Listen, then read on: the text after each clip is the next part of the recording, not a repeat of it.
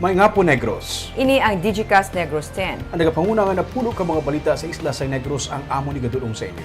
Update ninyo kami via Facebook, YouTube, kag sa Kika Channel 11. Kag subong batian nyo kami live sa FM station nga 91.1 FMR Bacolod. Kag yari na ang top 10 nga mga balita sa Negros, subong adlaw. Bacolod City gideklarar nga yara na sa red zone bangod sang ASF cases. May report na naman nga nagkalamatay nga baboy sa Kabangkalan City. Bagyo Chedeng, nagabas kung usap tangyari sa sulod sa Philippine Area of Responsibility. Lalaki nga nanaya sa pusil sa isa katanod, gindetain sa PNP. Kag sa good vibes, sa sumag sa Bacolod City, mansig-mansig panubo presyo sang baboy ang mga manugbaligya, mga bumalakal, nagingagaw pangompra. Tinatanan sa Digicast Negros X. Sa number 10,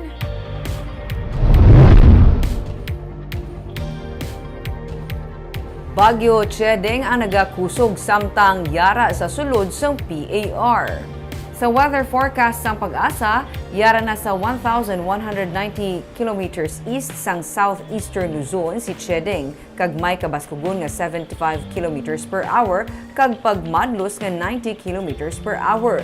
Sa subong wala pa sang direkta nga epekto sa pungsod. Gina-forecast sang Pag-asa nga hindi pa magdala sa mabunog nga ulan si Chedeng sa Pilipinas sa masunod nga 3-5 kaadlaw. Ginapaabot nga i-enhance ni Chedeng ang habagat nga amo ang magadala sang ulan sa pungsod, ilabi na sa western portion, pero initanan nagadepende pa sa movement sang bagyo. Ginapaabot man nga magapabilin ini nga malayo sa kadutaan.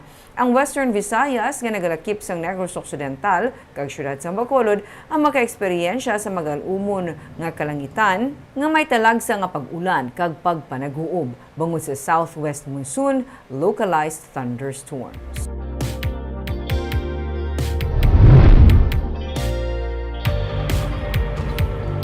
Sa number 9, demolition sa 32 tanan ka mga balay sa Mambulo Creek ipatuman sa Hunyo 13. Wala na sa extension nga ihatag ang syudad sa 32 ka mga informal settler families sa gin-issue nga notice to vacate sa purok ng pirong sa Barangay 2 sa Bacolod City. Kani matapos ang deadline sa Sabado, pati gayunon sa City Legal Office Enforcement Team ang demolition sa mga pamalay sa kilid sang sapa. Sunod sa kay City Legal Officer, Attorney Romeo Carlos Ting Jr. na tagaan na sang panahon sang syudad ang mga ISF. Kag baka pila naman ka beses nga nagpalapit sa ila ang katapo sa Bacolod Housing Authority para sa ila application sa relocation site sa Barangay Vista Alegre. Sa nagligad lang ang semana, napilitan nga i-reschedule sa BHA ang kuntaan ni awarding sa relocation site kay wala sang interesado nga nag-apply para sa duta nga ilang sayluhan. Sa 25 ka mga pre-qualified nga ISF beneficiaries, may 8 na ang nahatagan sang relocation site. Anay na sa madasong nga semana pagpahatin sila, attorney. Hindi mamersa lang tapo. Hindi man kita mamersa po dapat mali na sila. Kaya pa no choice kita kundi ibuligan na sila sa ito.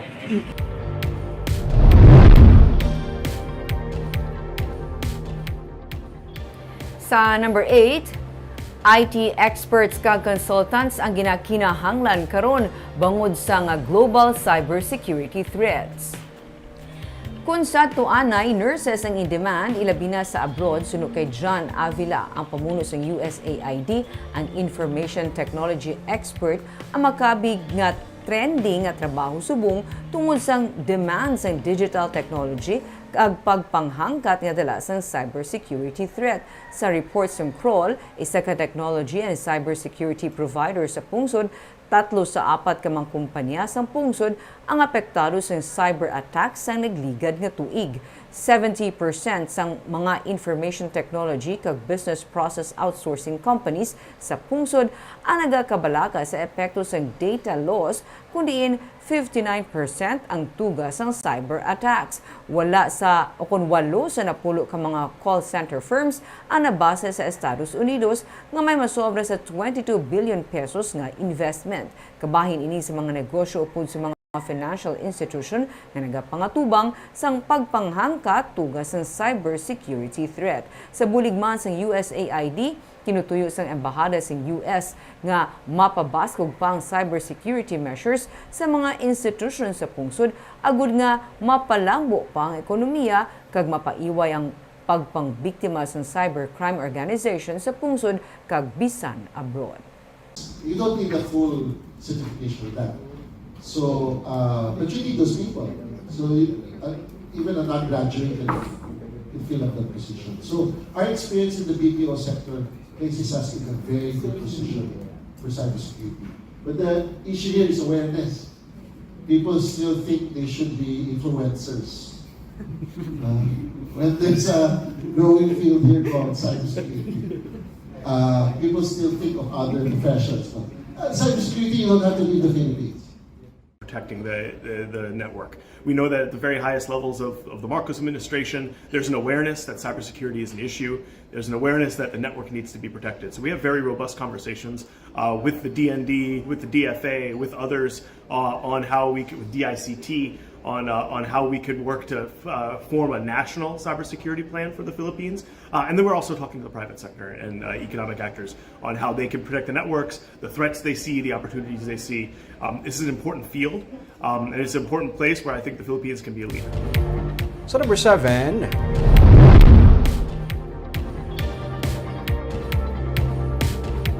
bisan pabayaran sa gindismiss nga municipal treasurer ang nadula nga pondo sang banwa sang Isabela, hindi sa gihapon ma-absolve ang ginapangatubang nga kaso. Inisunod sa kay Provincial Legal Officer Alberto Nelius Jr. bilang reaksyon sa damlag pa. Ginsiling sang abogado ni Nanette Escarda nga gindismiss nga acting treasurer sang Isabela nga sa pagpakita sang good faith tuyo sini nga bayaran ang cash nga nadula.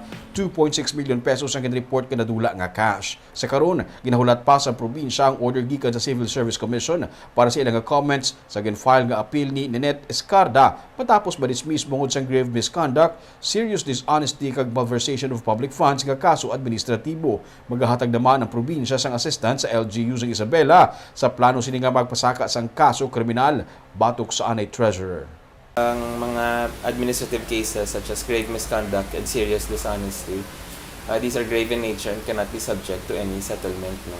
So, of course, if they're making steps to return the funds, that's well and good. Pero that's a different story kung administrative case ang ginaistoryahan. Kaya ang ginalantaw tanaya ang integrity and So it does not erase the fact na may sala siya bisan bayaran niya. That's correct, sir. So that will only apply to the criminal case? As to the criminal case, same also, ma'am, because we are looking at filing a case for malversation of public funds.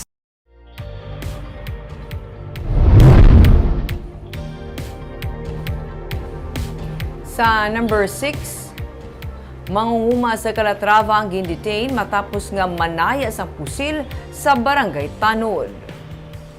Bangod sa pagpanaya sang armas luthang sa isa ka tanod, gindetain sa karon ang suspetsado nga ginkilala sa kay Ruben Daulong, presidente sang Barangay Minapasok, Banwa sang Calatrava, Negros Occidental kahapon sang hapon.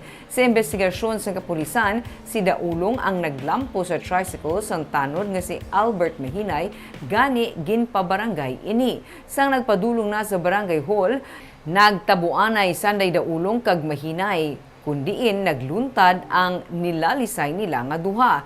Nakuhaan si Daulong sa isa ka .357 revolver nga wala sang serial number kag 3 ka live ammunition. Depensa ni Daulong nga hindi iya ang dala sini nga armas luthang kundi ginpadala lang ini sa iya sang iya nga amigo. Ginahikot na sa karon sang kapulisan ang papeles para ma-inquest ang kaso nga paglapas ng Republic Act na 10591 o kanang Comprehensive Firearms and Ammunition Regulation Act batok sa suspetsado.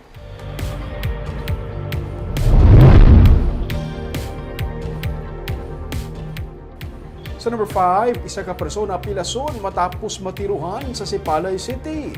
may mga pila sa nagkalain-lain nga parte sang lawas tungkol sa pagpaniro ang biktima. Naging kilala kay Danny Del Rosario, 45 anyos, kag residente sa barangay na Uhang, syudad sang Sipalay. Sa investigasyon sa kapulisan sang Sipalay, samtang nagatindog sa guwa sang iyang balay, hinali na lang inigintiro sa wala pa makilalaan nga suspetsado pasado alas 7 kagabi. Galiyon man nga nagpalagyo ang suspetsado sakay sa motorsiklo. Sa Del Rosario naman, ang gindala sa Sipalay City 24-hour observation unit kag sa ulihi ginrefer ini sa isa ka ospital sa Bacolod. Paray naman ang investigasyon sa kapulisan agud matubod ang motibo kag ang responsable sa krimen.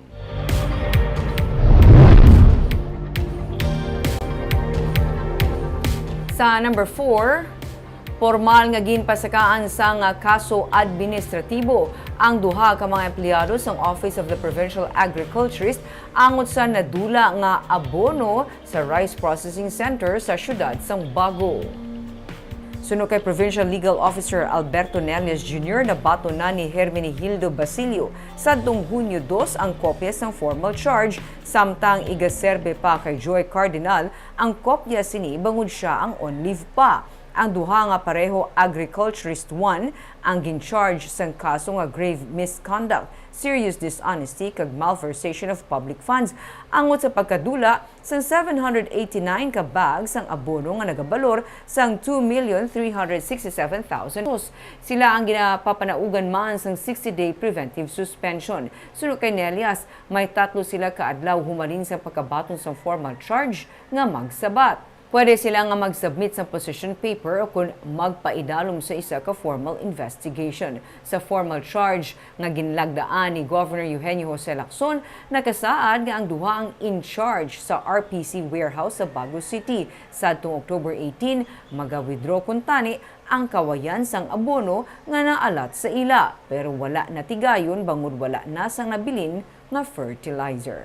Si Hermenegildo is a regular employee. Si Joy Cardinal is a I think to casual siya ma'am or COS nila ko. So it's with regard sa Joy Cardinal, so base i-check ta kung may grounds for non-renewal na lang for pag-terminate sa iya contract this July. Bali ano na sir ang gina-expect na masabat na sila? Bali, mayari na din, they have 2 options. Within 3 days, dapat mapabalo sila kung ma-opt sila for formal investigation hearing or ma-file sila position paper.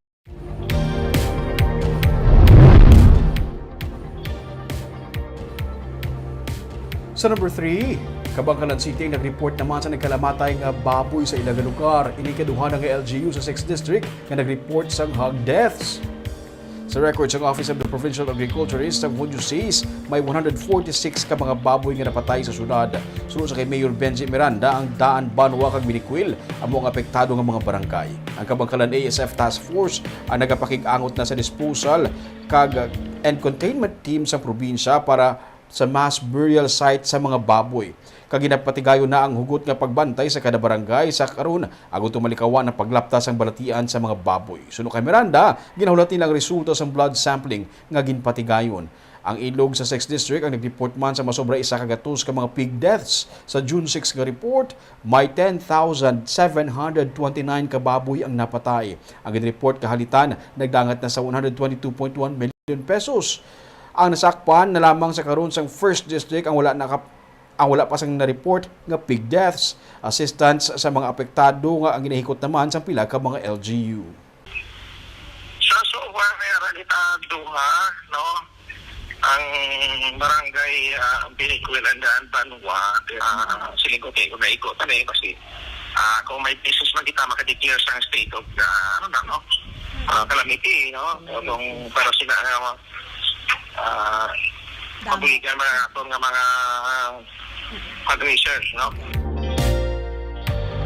Sa number 2, ginatunan sa karon ni Victoria City Mayor Javi Benitez kung ipaidalom ang syudad sa state of calamity bangod sang pila ka mga baboy nga nagpositibo sa ASF. Magluwas sa mga baboy nga nagpositibo sa ASF sa Victoria City, mayara pa sila sa mga suspected cases.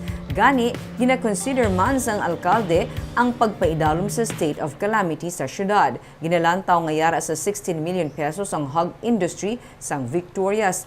Tanan diri backyard hog racers lang kag wala man sang commercial hog racers. Gani, para mapangapina ng magagmay nga mga manugbaboy sa syudad, ginatun-an nila ang among nga tikang. Kahapon ginanunsyo sang alkalde nga may siyam ka mga baboy sa Victorias nga nagpositibo sa ASF. Duha halin sa Barangay 5 kag 7 naman sa bago lang gindeliver nga mga baboy sa Victorias Food Corporation halin sa Barangay Anahaw sa Hiligaran. Padayon pa ang pagtipon sa mga datos kung bala nagakadapat gidman sila nga magdeklarar sa state of calamity.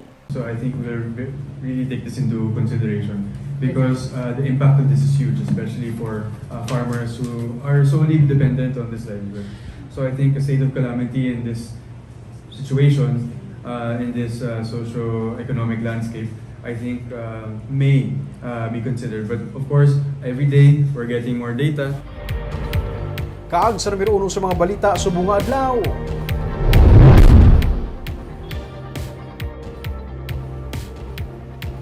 Bacolod City gideklarar na ngayar sa red zone gani mga barangay nga biosecurity officers ang ipaidalom sa training para sa kampanya sa syudad kontra ASF. Ginakabig nga African Swine Fever infected area ang Bacolod sandig sa zoning status sa Department of Agriculture Bureau of Animal Industry. Bot silingon, ginakabig na nga infected areas ng ASF ang Bacolod City. Iniman nakabangdanan sulod sa kay City Veterinarian Dr. Maria Aguida de la Torre kun nga agilayon nga ginpamatay ang mga baboy nga yara nasakpan sang 500-meter radius nga may kaso sang ASF. Apat na tanan ka mga baboy ang nagpositibo sa ASF sa Barangay Takuling kag Tangob. Gani sa Biyernes, liwat man nga magapaydalom sa training kag seminar ang mga magaserbi nga biosecurity officers nga magamonitor sang kaso sang ASF sa mga kabarangayan. Parayon man karon ang monitoring sang ASF Task Force sa Barangay Pahanukoy kag Felisa nga reported nga may suspected cases ASF. Nagpadalat, pero wala pa nato na-test. Pero ginatanaw naton bangod nga gindeclare na ta sang ASF infected area na ta. So wala na kumbaga ang ASF protocol na lang gid ang ginasunod ta.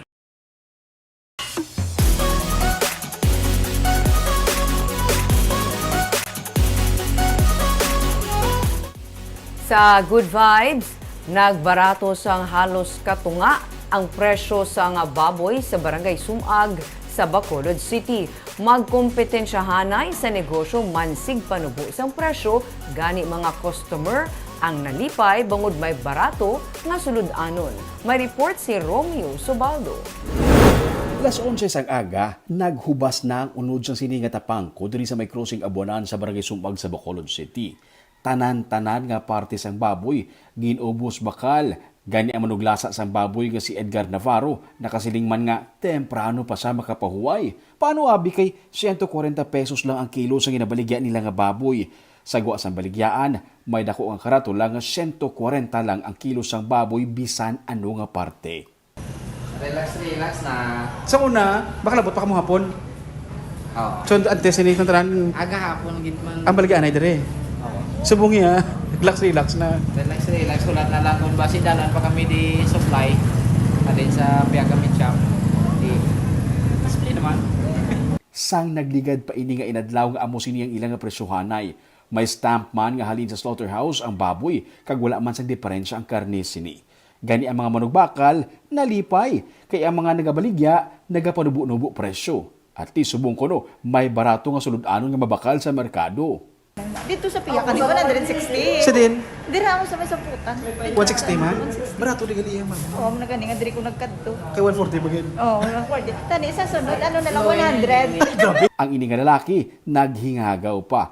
Nakabakal na siya sang 15 ka kilo sa piyak nga baligyaan. Nakibot siya nga sa sining nga baligyaan, 140 pagidya ang kilo sang baboy. Ubos na. Nakabakal ka na kagina? Sabi niyo sa sir, 160 dito ya. Badugang ka dito tani? Tani. 160, 170, sana maka 140 pag dito tani ya. 140 pa gid. Oo, 140 raw. 140 na isa. Ano brahon ko pa na? Hindi parang. Mugon. Kami tani pangatag sa mga tao blaw. Sa tabok nga baligyaan, barato man abi ang baboy. 160 ang kilos ang spare ribs kag pork chop. Ang buyon, 170 pesos kag ang tapa nga unod 180. Magluwas nga grabe ang kompetensyahanay, barato man kuno ang kuha sa tag-iya gani ginabaligya man nila sa mas barato nga presyo. Barato pa niya no. Kay kompetensyahanay grabe pag kompetensyahanay spot. Bangon 40 pag So wala choice pa nabuhan gid. Ma'am, dasig mo ubos kung para before. Parehas naman sa akin. Wala man sa gapon na Pila ka baboy ba ubos sa for one day? Pulo ka baboy? Sa isa ka adlaw, makapaubos sila sang napulo ka mga baboy. Ginpakita man nila nga may stamp man gikan sa slaughterhouse ang ilang mga baboy nga ginabaligya. Pero sa likod sang barato nga presyo sang baboy sa merkado, may mga hog raisers nga dako ang ginperdi kag napilitan na lamang magbaligya sa mas barato nga presyo sang ilang baboy para lang ma-dispose. Barb, grabe, elementary pa ko siguro ulihin nga nag 140 ang kilo sang baboy. Tuman ka barato, Ming, no? Ang iba na hindi mo madula ang pagduda man, pero ang customer, kitaon man, nga nalipay. Bottom line, basta may stamp lang ang baboy para sure ka nga safe ang inabakal mga baboy. Kaago ba ito mga balita sa Negros subong adlaw? Kay man sa panahon karon importante nga may ihibalo ka sa nagakatabo sa imo nga palibot. Pero dapat balansya kag eksakto mga impormasyon. Padayon kami nga magapangalagad sa Negrosanon. Ako si Barbara Mijares. Tugtog sa buwas, ako naman si Romeo Subaldo, mayong hapon.